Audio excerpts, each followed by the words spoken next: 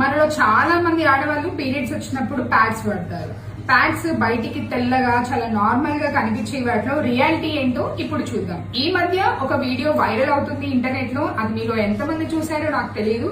But ఇప్పుడు దాన్ని మనం లైవ్ గా టెస్ట్ చేసి చూద్దాం.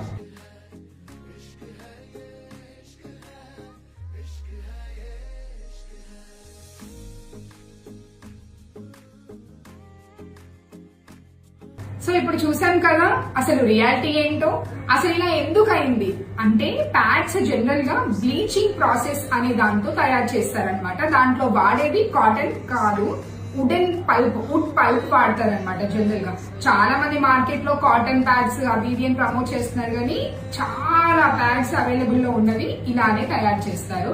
సో ఆ ప్రాసెస్ లో క్లోరైన్ వాడతారనమాట. ఆ క్లోరిన్ జనరల్లీ కొన్ని టాక్సిన్స్ అనేవి రిలీజ్ చేస్తుంది.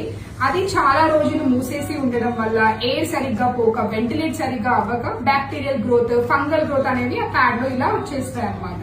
సో ఇలాంటి బ్యాక్టీరియా ఫంగస్ ఉన్న ప్యాడ్ ని మనం మన బాడీకి చాలా దగ్గరగా ఒక 6 నుంచి 8 గంటలు పెట్టుకుంటాం.